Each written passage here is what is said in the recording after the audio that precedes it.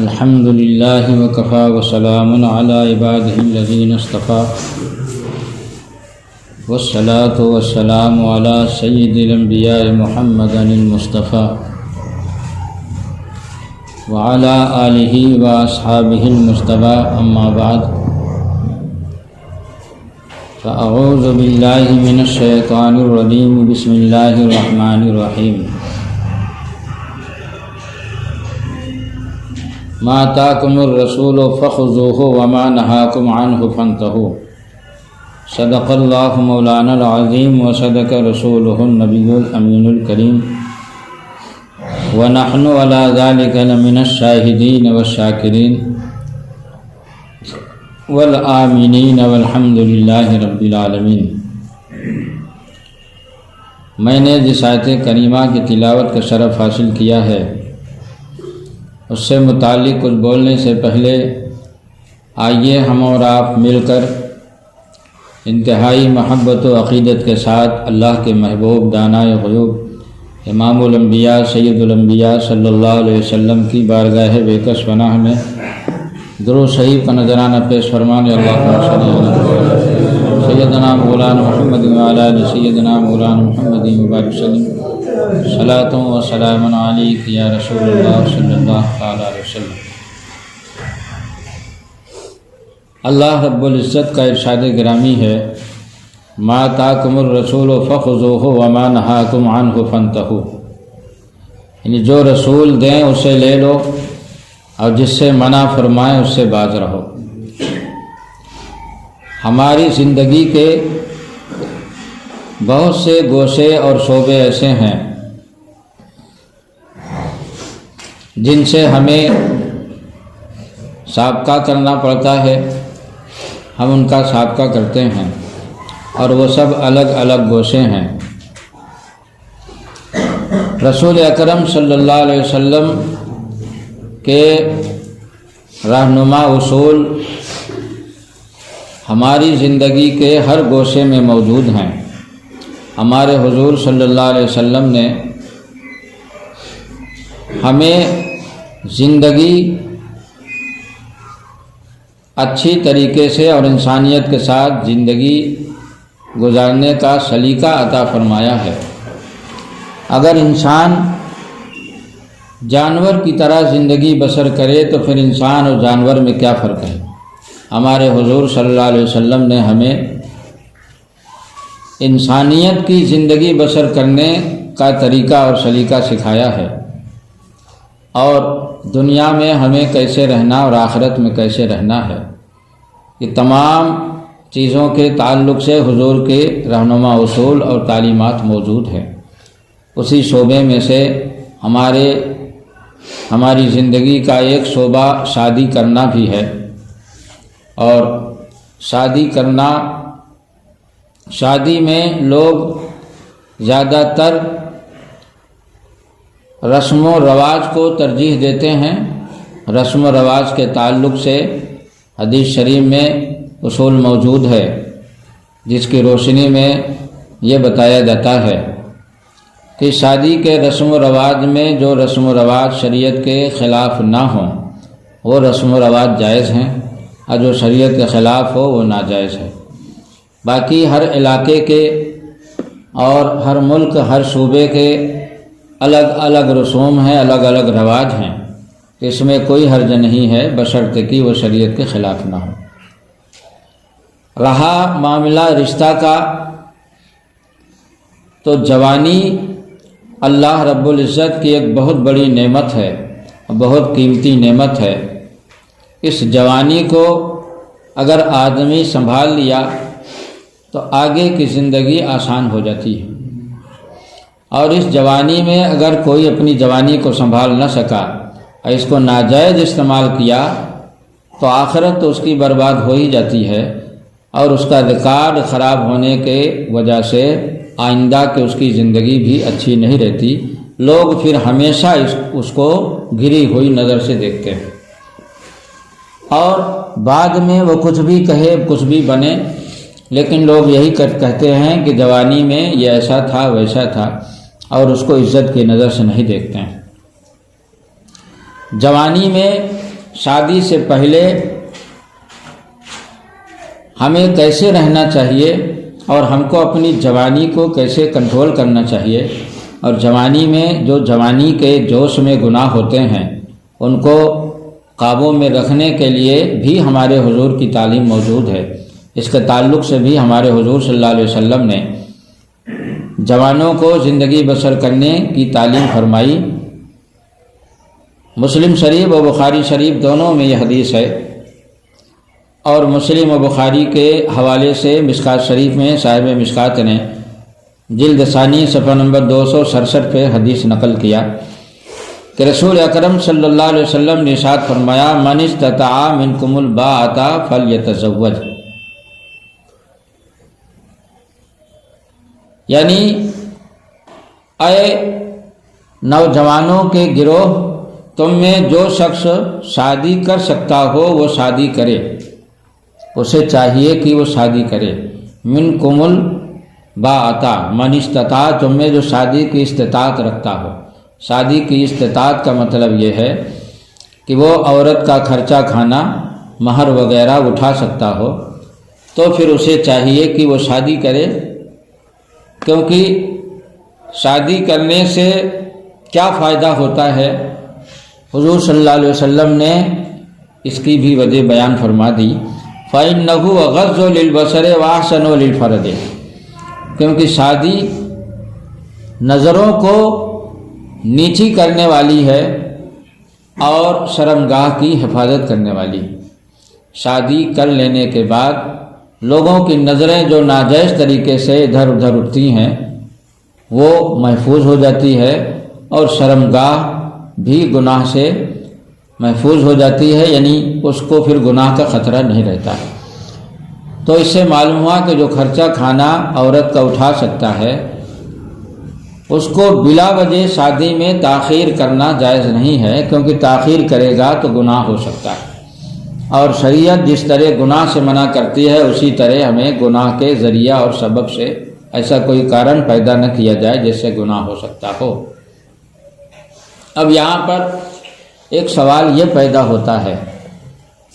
کہ اگر مان لیجئے کوئی آدمی عورت کا کھانا خرچہ مہر وغیرہ کی استطاعت نہیں رکھتا، طاقت نہیں رکھتا ہے، وہ عورت رکھنے کی صلاحیت حیثیت نہیں رکھتا خرچہ کھانے کے اعتبار سے، مگر اس کے اندر نفس ہے، شہوت ہے، جوش ہے، شادی کی خواہش ہے، تو پھر وہ اپنے نفس کو قابو میں رکھنے کے لیے، گناہ سے بچنے کے لیے کیا کرے؟ تو ہمارے حضور صلی اللہ علیہ وسلم نے اس کا بھی طریقہ بتایا۔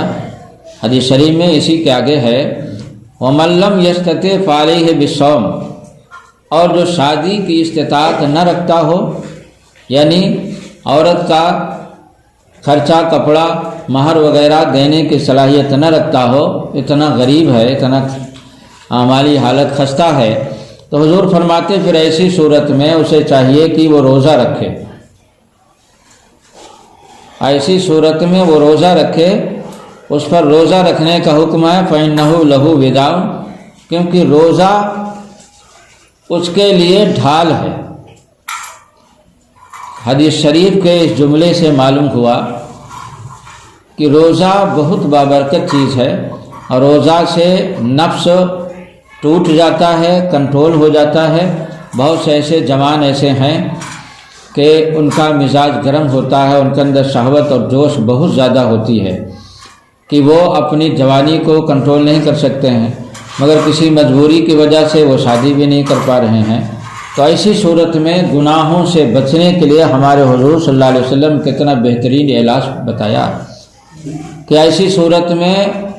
ایسے جوانوں کو چاہیے کہ وہ روزہ رکھیں، کیونکہ روزہ رکھیں گے تو ان کا نفس مغلوب ہو جائے گا اور اس طرح وہ گناہوں سے بچ جائیں گے۔ اور روزہ جو رمضان میں وہ تو فرض ہے، لیکن نفس کی شرارت سے بچنے کے لیے نفلی روزہ رکھے۔ ایک روزہ ہفتے میں رکھ کے دیکھیں، اگر اس سے نہیں ہو رہا تو ہفتے میں 2 روزہ رکھیں، اس سے نہیں ہو رہا تو 3 روزہ رکھیں۔ الغرض روزہ ایسی چیز ہے کہ روزہ کی برکت سے نفس مغلوب رہے گا، پھر جب شادی کی استطاعت ہو جائے تو شادی کریں۔ شادی ہر حال میں ضروری نہیں ہے بلکہ اس کی تفصیل ہے۔ اگر کوئی آدمی نامرد ہے اور وہ جانتا ہے کہ ہم عورت کی خواہش پوری نہیں کر سکیں گے تو ایسے آدمی کو شادی کرنا جائز نہیں ہے کہ کسی کی زندگی بلا وجہ بھنور میں پھنسانا یہ اچھی بات نہیں۔ اور اگر کوئی آدمی شادی کی طاقت رکھتا ہے یعنی مرد ہے تو پھر اس میں بھی درجے ہوتے ہیں، مرتبے ہوتے ہیں۔ اس میں ایک درجہ تو یہ ہوتا ہے کہ بعض جوانوں میں اتنی زیادہ شہوت پائی جاتی ہے، اتنا زیادہ جوش ہوتا ہے کہ انہیں یقین ہے کہ اگر ہم شادی نہیں کریں گے تو ہم سے گناہ ہو جائے گا، تو ایسی صورت میں شادی کرنا فرض ہے اگر وہ استطاعت رکھے۔ اور اگر وہ یہ جانتا ہے کہ ہم سے گناہ تو نہیں ہوگا مگر اسے ظن غالب گمان ہے کہ گناہ ہو جائے گا، تو ایسی صورت میں اسے شادی کرنا واجب ہے۔ اب اگر حالت اس کی نارمل ہے، معتدل ہے، وہ جانتا ہے کہ شادی کی ہمیں حاجت ہے، خواہش ہے، مگر اگر شادی نہ کریں گے تو ہم گناہ سے بچ سکتے ہیں، تو اسی صورت میں شادی کرنا سنت ہے۔ تفصیل ہے، اس کی ترتیب ہے۔ الغرض جو شادی کی صلاحیت رکھتا ہو اس کو محض مالدار کی تلاش میں لیٹ کرنا اور گناہ کا سبب بننا، جیسا کہ اس دور میں عام طور سے ہو رہا ہے کہ شادی لڑکا کی یا لڑکی کی محض مالدار کی تلاش میں لوگ کرتے ہیں، حالانکہ اللہ رب العزت غریب کو مالدار کر دیتا ہے اور شادی کے بعد مالدار کو غریب کر دیتا ہے۔ اس لیے شادی میں، رشتہ میں ہمیں کیا دیکھنا چاہیے اس کی بھی رہنمائی ہمارے حضور صلی اللہ علیہ وسلم نے کی ہے، اور لوگ عام طور سے جو کرتے ہیں اس کو بھی حضور نے بتایا۔ لیکن لوگوں کو شادی چونکہ ایک زندگی کا بہت اہم شعبہ ہے، کیونکہ پوری زندگی کا مسئلہ رہتا ہے،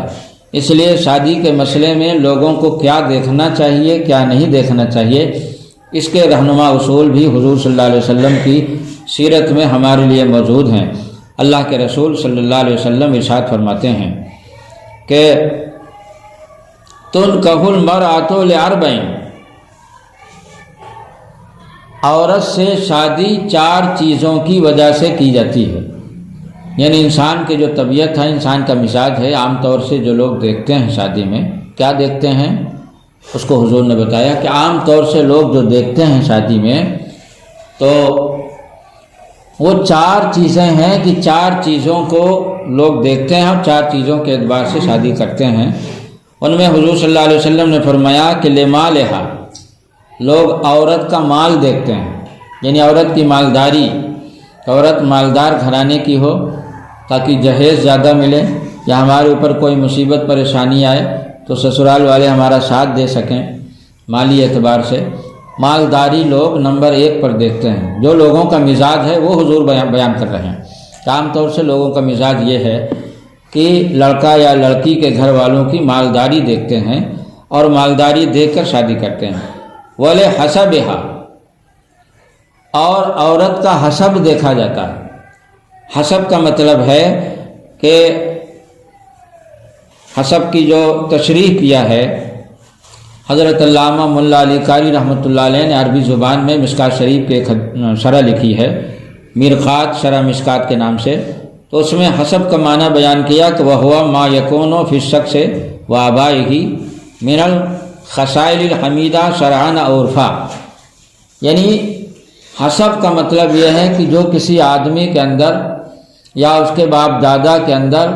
کوئی اچھی عادت ہو شریعت کے اعتبار سے یا عرفی اعتبار سے لوگوں کی نظر میں، مثلا کوئی بادشاہ ہے یا بادشاہ کا لڑکا ہے یا اپنے علاقے کا راجا ہے یا اس دور میں MP MLA ہے، مطلب دنیاوی اس کا عہدہ یا دینی عہدہ دیکھتے ہیں جس کی وجہ سے اس کو لوگوں کی نظر میں عزت دار سمجھا جاتا ہے، اس کو حسب بولتے ہیں۔ یہ چیز بھی لوگ دیکھتے ہیں، حسب بھی دیکھتے ہیں کہ لڑکا یا لڑکی کے گھر والے کسی اونچی پوسٹ پر ہیں، یا یہ کہ ان کے اندر کوئی اچھی خصلت اور عادت ہے، لوگوں کے اعتبار سے وہ شریف سمجھے جاتے ہیں، یعنی عزت دار سمجھے جاتے ہیں کہ بڑے عہدے پر ہیں، یا ان کے اندر کوئی اعلیٰ خصلت پائی جاتی ہے جس کی وجہ سے لوگ ان کی عزت کرتے ہیں۔ لوگ سماج میں جن لوگوں کا اثر اور جن لوگوں کی عزت ہوتی ہے اسی کو حسب بولتے ہیں۔ تو حسب اس چیز کو بھی دیکھا جاتا ہے کہ سماج میں جو لوگ بااثر ہوں ان کے ہاں لوگ رشتہ کرنا چاہتے ہیں، اگرچہ ان کا اثر چوری ڈکیتی ہی کی وجہ سے ہو گیا ہو، اگرچہ ان کا اثر لوٹ مار ہی کی وجہ سے ہو گیا ہو۔ جو بااثر لوگ ہوتے ہیں، لیکن ایسے بااثر لوگوں کے ہاں رشتہ کرنے کو حسب نہیں بولتے۔ حسب کا مطلب ہے کہ جو عرف میں یا شریعت کے اعتبار سے اچھی خصلت، قابل تعریف چیز کی وجہ سے آدمی معزز ہو گیا ہو، بااثر ہو گیا ہو، تو ایسے کو حسب کہتے ہیں، اور اس کو بھی دیکھ کر لوگ کرتے ہیں۔ اور تیسرے نمبر پر حضور صلی اللہ علیہ وسلم فرماتے ہیں کہ وَلِجَمَالِهَا، اور جمال کی وجہ سے، خوبصورتی کی وجہ سے۔ اور حسب میں جو میں نے بتایا کہ کسی عہدہ یا کسی عزت کی وجہ سے سماج میں لوگ بااثر دیکھتے ہوں، اسی میں نسب بھی آ گیا، کیونکہ حسب نسب سے عام ہے۔ حسب کا مطلب ہے کہ جو ہے تو فلاں خاندان کو حسب حاصل ہے، یعنی وہ اس کو لوگ عزت کی نظر سے دیکھتے ہیں، کسی عہدہ کی وجہ سے یا ذات برادری کے اعتبار سے، کہ باپ دادا کا سلسلہ نسب لوگوں کی نظر میں عزت دار سمجھا جاتا ہے، تو اس میں نسب بھی آ گیا۔ حسب نسب بھی لوگ دیکھتے ہیں، ہاں، باپ دادا کا یعنی ذات برادری کا جو سلسلہ نسب ہوتا ہے۔ اور تیسرے درجے پر جو لوگ دیکھتے ہیں وہ لڑکی کی، عورت کی خوبصورتی دیکھتے ہیں کہ اگر یہ سب چیز نہیں ہے، لڑکی خوبصورت ہے تو اس کو ترجیح دیتے ہیں اور خوبصورت لڑکی کے ساتھ شادی کرنا پسند کرتے ہیں۔ اور چوتھے درجے پر ہمارے حضور صلی اللہ علیہ وسلم نے جو رکھا، فرماتے ہیں کہ وَلِدِينِهَا، اور عورت سے نکاح اور شادی اس کی دینداری کی وجہ سے بھی کی جاتی ہے۔ مگر یہاں ترتیب دیکھیے کہ حضور صلی اللہ علیہ وسلم نے دینداری کو تیسرے نمبر پہ رکھا، وہ چوتھے نمبر پہ۔ کیوں؟ اس لیے کہ لوگوں کا مزاج ہے کہ پہلے وہ مالداری دیکھتے ہیں لڑکی کی، دوسرے نمبر پر حسب نسب دیکھتے ہیں، اس کی ذات برادری، عہدہ اثر، اور تیسرے نمبر پر اس کی خوبصورتی دیکھتے ہیں۔ تو لوگوں کی جو طبیعت اور مزاج ہے اس کی ترجمانی حضور صلی اللہ علیہ وسلم فرما رہے ہیں کہ لوگ اس طرح سے شادی میں ترتیب کے ساتھ دیکھتے ہیں۔ اور جب جو ہے تو کوئی چیز نہیں ملتی تب سب سے آخر میں کہتے ہیں چلو کر لو، لڑکی دیندار ہے، دیندار گھرانے کی ہے، یعنی دینداری جو سب سے ایک نمبر پہ ہونا چاہیے اس کو لوگ سب سے آخر میں رکھتے ہیں۔ مگر ہمارے حضور صلی اللہ علیہ وسلم جو پوری امت بلکہ سارے عالم کے لیے رحمت ہیں، ان کا کیا نظریہ ہے، جن کا درجہ مرتبہ ہمارے ماں باپ سے بھی بڑھ کے ہے، جو اپنی امت پر رؤوف الرحیم ہے۔ قرآن پاک میں بالمومنین رؤوف الرحیم فرمایا کہ مومنوں پر وہ رؤوف الرحیم ہے، امت سے کتنی محبت کرتے ہیں۔ تو ان کا کیا نظریہ ہے، وہ کیا فرماتے ہیں؟ حضور صلی اللہ علیہ وسلم فرماتے ہیں اپنی امت کو فَظْفُرْ بِذَاتِ الدِّينِ،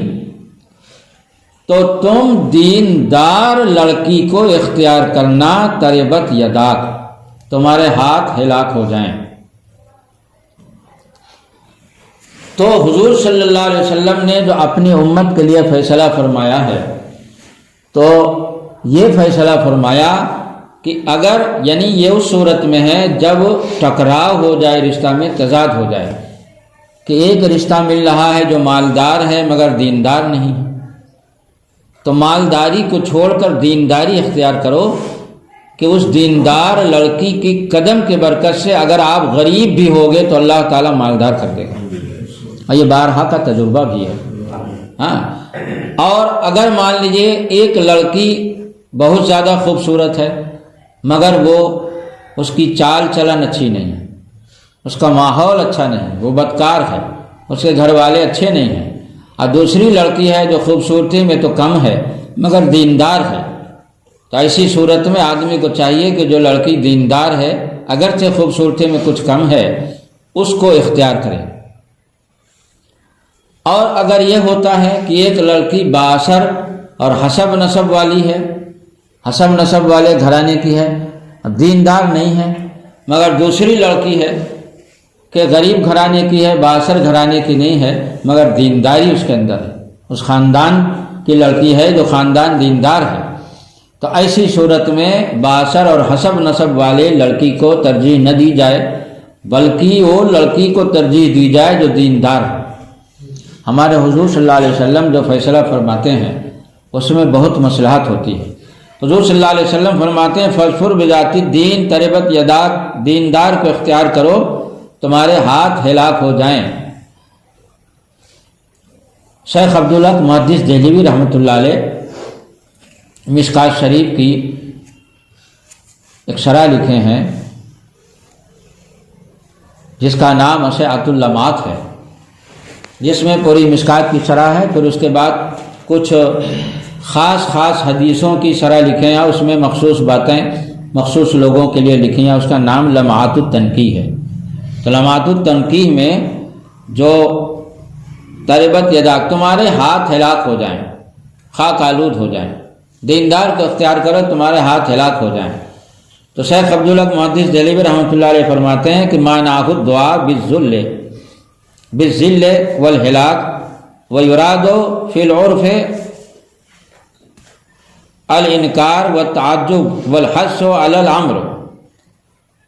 یہ مطلب ہے اس جملے کا، یعنی یہ جو حضور نے فرمایا تمہارے ہاتھ ہلاک ہو جائیں، تو یہ بد دعا نہیں ہے، امت کو حضور نے بد دعا کبھی دیا ہی نہیں،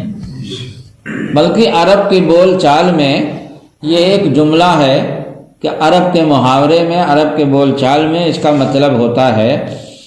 کہ جب کوئی چیز ناپسند ہوتی ہے اور آدمی اس کا انکار کرنا چاہتا ہے کہ ایسا مت کرو، اسے روکنا چاہتا ہے اور اس کے خلاف کام کرنے پر ابھارنا چاہتا ہے، تب یہ جملہ بولا جاتا ہے۔ تو دیندار لڑکی کو اختیار کرو تمہارے ہاتھ ہلاک ہو جائیں کا مطلب یہ ہے کہ اگر دیندار لڑکی کو اختیار نہ کرو گے تو یہ مجھے پسند نہیں، دیندار لڑکی کو اگر اختیار نہ کرو گے تو تم میری امت ہو کر دیندار لڑکی کو اختیار نہ کرو، تعجب ہے، حضور صلی اللہ علیہ وسلم یہ تعجب کے طور پر بول رہے ہیں، اور حضور صلی اللہ علیہ وسلم دیندار لڑکی کے ساتھ شادی کرنے پر ترغیب دینے کے لیے بول رہے ہیں کہ یعنی میں تم کو تاکید کرتا ہوں کہ تم دیندار لڑکی سے شادی کرنا اور دیندار لڑکی اختیار کرنا اور دیندار گھرانے کی لڑکی کو پسند کرنا، ورنہ نقصان اٹھاؤ گے۔ تو یہ جملہ بد دعا کے طور پر نہیں بلکہ ترغیب دینے کے لیے ہے۔ تو یہ اس صورت میں ہے جب آپس میں رشتے میں ٹکراؤ ہو، تضاد ہو، اور اگر کسی کو خوش نصیبی سے کوئی ایسی لڑکی ملے رشتہ کے لیے کہ جو حسب نسب کے اعتبار سے بھی ٹھیک ہو اور مالداری کے اعتبار سے بھی ٹھیک ہے اور اس کے اندر دینداری پائی جاتی ہے اور وہ خوبصورت بھی ہے، تو یہ اس کی خوش نصیبی۔ پھر ایسی لڑکی سے شادی کرنا تو سونے پر سہاگا ہے، مگر ایسا ہوتا نہیں ہے، عام طور سے ایسا ہوتا نہیں ہے کہ ساری خوبی ایک لڑکے یا ایک لڑکی کے اندر جمع ہو۔ یہ چار چیزیں جو ہمارے حضور نے بتائی ہیں، ان چار چیزوں میں سے چاروں چیزیں ایک ساتھ بہت کم اکٹھا ہوتی ہیں، لہذا اگر اکٹھا ہو تو کوئی بات نہیں، اگر اکٹھا نہ ہو تو نظر دینداری پر ہو، نظر دینداری پر ہو۔ آپ دیکھیں کہ دنیا میں لوگ سب سے پہلے مالداری کو ترجیح دیتے ہیں، مگر یقین جانیں کہ دیندار جو لڑکی ہوتی ہے اس کی گود میں کوئی ایسی اولاد اللہ تعالیٰ پیدا کر دے گا یا آپ کے پوتوں میں ایسی اولاد پیدا کر دے گا جو آپ کے لیے دنیا اور آخرت دونوں جہان کا ذخیرہ اور ذریعہ بن جائے گا۔ یہاں پر میں ایک واقعہ تو بہت لمبا چوڑا مختصر بیان کرتا ہوں، اور جس کو آپ حضرات نے بار بار سنا بھی ہوگا، مگر موضوع کی مناسبت سے اس کو پیش کرتا ہوں کہ حضور غوث اعظم رضی اللہ تعالیٰ عنہ کے والد محترم کا واقعہ مشہور ہے کہ آپ نے ایک سیب کھا لیا تھا، افطاری کے وقت کچھ نہیں تھا، آپ دریا کے پاس تھے اور ایک سیب بہتا ہوا جا رہا تھا، آپ نے سمجھا کہ یہ سیب بہہ رہا ہے، وہ تو بہہ گیا، کوئی اس کا مالک نہیں ہے، کوئی بھی کھا لے۔ تو آپ نے اٹھا کے سوچا افطاری کے لیے کچھ نہیں، لو اسی کو کھا کے دریا کا پانی پی لیتے ہیں، افطاری ہو جائے گی۔ آپ نے کھا لیا، مغرب کی نماز ادا کی، اور اس کے بعد ایک بیک سوچے کہ یہ سیب پتہ نہیں کہاں سے بہہ کے آیا، کس کا ہے، ہم نے اسے پوچھا نہیں، اجازت کے بغیر کھا لیا۔ جو چیز ایسی ہو کہ جس کا کوئی مالک نہ ہو، بہت سی چیزیں ایسی ہیں کہ اس کے استعمال کی نہیں ہوتی ہیں، لوگ کوڑے خانے میں پھینک دیتے ہیں، اور ان کا مقصد یہی ہوتا ہے کہ جس کا جی چاہے اٹھا لے جائے۔ اسی طرح پھل وغیرہ جو بہہ جاتے ہیں تو باغبان جو ہے وہ اس کی طرف سے اجازت ہوتی گویا کہ جس کا جی چاہے کھا لے، کیونکہ اب وہ نکل گیا ہاتھ سے۔ تو اس طرح ایک چیز ہوتی ہے آدمی پھینک دیتا ہے، کباڑ وغیرہ میں نہیں دیکھتے ہیں کہ لوگ کباڑ وغیرہ میں جو ہے کباڑ کھانے میں لے جا کے بہت سی چیزیں ڈال آتے ہیں کہ ان کے استعمال کی نہیں ہے، مگر دوسرے کے استعمال کی ہوتی ہے، وہ لوگ خرید لیتے ہیں، ایسا ہوتا ہے۔ تو آپ کے والد محترم حضرت شیخ صالح، ان کا نام ہی صالح تھا، تو سوچنے لگے کہ یہ سیب میں نے کھا لیا ہے، یہ باغبان سے پوچھا نہیں، کہیں ہماری گرفت تو نہ ہو جائے، گناہ تو نہ ہو جائے۔ اب یہ سیب جدھر سے بہہ کے آ رہا ہے، ظاہر سی بات ہے سیب کا باغ تو ادھر کہیں نہ کہیں ہوگا، تب تو آ رہا۔ اب آپ بتائیں کہ افطاری کے بعد آدمی کس قدر تھکا رہتا ہے، وہ بھی قاعدے سے افطاری بھی نہیں، ایک سیب میں کیا ہوتا ہے، دن بھر کا بھوکا پیاسا آدمی۔ تو افطاری کے بعد آدمی کی طبیعت چاہتی کہ ہم گھنٹہ آدھا گھنٹہ آرام کریں، لیکن آپ آرام نہیں کیے اور نہ گھر کی طرف گئے، بلکہ سوچا کہ دریا کے کنارے کنارے پکڑ کے چل دیتے ہیں راستہ، کہیں تو باغ ہوگا، ملے گا، وہ چل دیا۔ اب جا رہے ہیں، چلتے چلتے کچھ دوری کے بعد دیکھا کہ ایک باغ نظر آ رہا ہے، وہاں باغ کو جب دیکھا کہ ہاں یہ سیبی کا باغ ہے، قریب پہنچے، پوچھا باغبان کہاں ہے؟ تو باغبان جو تھا وہ اللہ کا بہت بڑا ولی تھا، اور باغ ہی کے اندر وہ ایک خلوت نشیں وہ ہو کر ایک کمرہ بنائے تھے جس میں خلوت نشیں ہو کر وہ عبادت اور ریاضت کرتے رہتے تھے۔ ان سے ملے، ہم ملنے کے بعد کہنے لگے کہ ایک سیب بہہ کے جا رہا تھا، میں روزہ تھا اور اسی سے افطاری کر لیا، مجھ کو ڈر لگ رہا ہے کہ کہیں میں گنہگار نہ ہو جاؤں، آپ سے پوچھے بغیر اجازت کے بغیر کھا لیا، تو ہم اس لیے چل کے آئے ہیں کہ آپ اس کو اجازت دے دیں تاکہ وہ ہمارے لیے جائز ہو جائے۔ یہ ان کا تقویٰ تھا، اور ہم گرفت سے بچ جائیں، نہیں کہیں اللہ تعالیٰ ہم سے سوال نہ کر لے میدان محشر میں کہ تم بغیر مالک کے پوچھے کیسے سیب کھا لیے، تو ہم کیا جواب دیں گے۔ وہ چونکہ خود اللہ کے ولی تھے، وہ سمجھ گئے کہ ارے یہ جوان تو اللہ تعالیٰ کا بہت بڑا ولی معلوم ہوتا ہے، بڑا برگزیدہ اور پسندیدہ بندہ ہے، بتائیے بہتے سیب کو کھا کر اور اتنی دور کا سفر کر کے اجازت لینے کے لیے آیا ہے۔ اور ان کے پاس ایک لڑکی تھی، جو باغبان تھے ان کے پاس ایک لڑکی تھی، وہ اتنا زیادہ پرہیزگار تھی اور اتنا زیادہ دیندار تھی اور اتنا حسین و جمیل تھی کہ وہ باغبان یعنی اس لڑکی کے والد سوچتے رہتے تھے کہ اللہ اس کے مطابق کون لڑکا مجھے ملے گا، یہ تو اللہ کی ولیہ ہے، اور اتنا پرہیزگار کون جوان ہمیں ملے گا کہ ہم اس کے ساتھ اس کی شادی کریں گے۔ اور اللہ تعالیٰ نے دیکھی کیسے کیسے بھیج دیا۔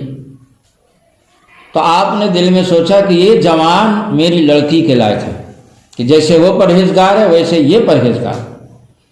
تو باغبان نے کہا کہ ایسا ہے کہ میں معاف تو کر دوں گا، مگر آپ کو کچھ دن تک میری خدمت کرنی پڑے گی۔ کہا میں کر لوں گا۔ کہا اور ایک کام اور کرنا پڑے گا۔ کہا وہ کیا؟ کہا میری ایک لڑکی ہے اور اس لڑکی کے ساتھ آپ کو شادی کرنا پڑے گی، تب میں معاف کروں گا۔ تو کہا ٹھیک ہے، وہ بھی کر لوں گا۔ کہا ٹھیک تو ہے، لیکن لڑکی میری آنکھ کی اندھی ہے، منہ کی گونگی ہے، کان کی بہری ہے، پاؤں کی لنگڑی ہے، ہاتھ کی لنجی ہے، ایسی لڑکی سے تمہیں شادی کرنا ہے۔ اب آپ بتائیں کہ ایسے موقع پر وہ بھی ایک تقویٰ کے مسئلے کے لیے حضور غوث پاک کے والد صاحب فرماتے ہیں کہ ہم اس لڑکی سے شادی بھی کر لیں گے۔ وہ آزمانا چاہتے تھے کہ یہ واقعی متقی پرہیزگار ہے کہ نہیں، کیونکہ اس طرح کی حرکت جو ہے کچھ لوگ دکھاوا بازی میں بھی کرتے ہیں کہ ہم بہت پرہیزگار ہیں، دکھاوا کے لیے بھی کرتے ہیں، تو اچھی طرح آزمانا چاہتے تھے، وہ تیار ہو گئے تو سمجھ گئے کہ یہ واقعی اللہ کا بہت بڑا ولی ہے، پرہیزگار بندہ ہے۔ اس کے بعد خیر جو وقت تھے خدمت وغیرہ کے گزر گئے، جب شادی ہوئی تو حضور غوث پاک کے والد صاحب جب والدہ کی رخصتی ہوئی اور پہلی رات آپ اپنے عورت کے پاس جب تنہائی میں گئے تو دیکھا کہ کمرے میں جو لڑکی بتائی گئی تھی کہ آنکھ کی اندھی، پیر کی لنگڑی، ہاتھ کی لنڈی، منہ کی گونگھی، کان کی بہری وغیرہ وغیرہ، وہ تو نہیں ہے۔ کمرے میں تو ایک نہایت حسین و جمیل جوان لڑکی بیٹھی ہوئی ہے جس کا چہرہ چاند کی طرح چمک رہا ہے۔ تو فوراً آپ باہر آ گئے، اور باہر آنے کے بعد فرمایا کہ ہم کو جو لڑکی بتا کر شادی کی گئی تھی ہم سے، وہ لڑکی نہیں ہے، وہ تو دوسری لڑکی ہے، اس کو پتہ لگایا جائے لڑکی کہیں بدل تو نہیں گئی۔ تو حضور غوث پاک علیہ رحمہ کے نانا جان نے کہا کہ لڑکی بدل نہیں گئی، وہی لڑکی ہے۔ کہا آپ نے تو کچھ اور بتایا تھا کہ لڑکی منہ کی گونگی، کان کی بہری، آنکھ کی اندھی وغیرہ وغیرہ ہے، لیکن لڑکی تو ایک نہایت حسین اور جمیل لڑکی بیٹھی ہوئی کمرے میں، چاند کی طرح اس کا چہرہ چمک رہا ہے اور عزت کی چادر وہ اوڑھے ہوئے ہے، یہ تو آپ نے نہیں بتایا تھا۔ کہا میں نے جو بتایا تھا اس کا مطلب یہ ہے، آنکھ کی اندھی کا مطلب یہ ہے کہ اس نے کبھی بھی کسی کو غلط نظر سے نہیں دیکھا، اور منہ کی گونگی ہے کا مطلب ہے کہ منہ سے جو گناہ ہو سکتے ہیں، چغلی، غیبت، برائی وغیرہ وغیرہ، جھوٹ، مکاری، اس نے تمام گناہ، یہ تمام گناہوں کے حق میں وہ منہ کی گونگی ہے۔ کبھی اس نے اپنی زبان سے کسی کو نہ تکلیف دی، نہ کسی کی برائی کی، نہ کسی کو گالی دی، نہ کسی سے جھگڑا کیا، اس لیے وہ منہ کی گونگی ہے، یعنی گناہوں کے اعتبار سے منہ سے وہ گونگی۔ کان سے بہری جو میں نے کہا اس کا مطلب یہ ہے کہ وہ کبھی بھی گناہ کی چیزوں کو اپنے کان سے نہیں سنا۔ آنکھ اور جو منہ کی گونگی جو ہے تو مطلب کہ منہ سے جو گناہ ہو سکتے ہیں ان گناہوں سے وہ بچی، ہماری معلومات میں وہ کبھی بھی منہ سے اپنے گناہ نہیں کیا۔ پیر کی لنگڑی جو میں نے کہا تو اس کا مطلب یہ ہے کہ اس کا قدم کبھی بھی شریعت کے خلاف نہیں اٹھا۔ ہاتھ کی جو لنجی میں نے کہا تو اس کا مطلب یہ کہ اس کا ہاتھ کبھی بھی شریعت کے خلاف نہیں اٹھا، لہذا وہ عورت آپ ہی کی ہے۔ میں یہ سب آپ کو امتحان لینے کے لیے، آپ کو آزمانے کے لیے میں نے ظاہر کے خلاف ایسا کہا تاکہ آپ کا امتحان ہو۔ آپ اپنے امتحان میں پاس ہو گئے، آپ کی شادی ہو گئی، آپ اس کے شوہر ہیں، وہ آپ کی بیوی ہے، آپ کمرے کے اندر جائیں۔ اب حضرت غوث پاک کے والد محترم کمرے کے اندر گئے۔ آپ بتائیے کہ آج لوگ مالداری دیکھتے ہیں، خوبصورتی دیکھتے ہیں، حسب نسب دیکھتے ہیں، بااثر گھرانہ دیکھتے ہیں، مگر غوث پاک کے والد صاحب نے صرف دینداری کو ترجیح دیا اور اتنے سخت شرائط لگا دیے گئے بظاہر کہ اتنے سخت شرائط میں کوئی بھی شادی نہیں کر سکتا، مگر غوث پاک کے والد نے شادی کیا،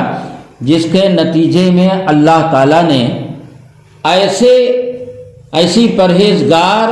عورت کی گود میں غوث اعظم جیسا لڑکا عطا کیا۔ اب آپ بتائیں کہ غوث اعظم جیسے لڑکے کا مقابلہ جہیز کر سکتا ہے؟ جو لوگ گاڑیاں مانگتے ہیں، جو لوگ سونا اور چاندی مانگتے ہیں، جو لوگ پیسے کا ڈیمانڈ کرتے ہیں کہ 10 لاکھ دو گے تب شادی ہوگی، کوئی بھی ایسا ہے جو غوث پاک رضی اللہ تعالیٰ عنہ کا مقابلہ کرے؟ کمپنی ہو، کارخانہ ہو، زمین ہو، دکان ہو، مکان ہو، سونا چاندی، کوئی بھی جہیز ایسی اولاد کا مقابلہ نہیں کر سکتا۔ حضرت قطب الدین بختیار کاکی رحمۃ اللہ علیہ کی والدہ 14 پارہ کی حافظہ تھی،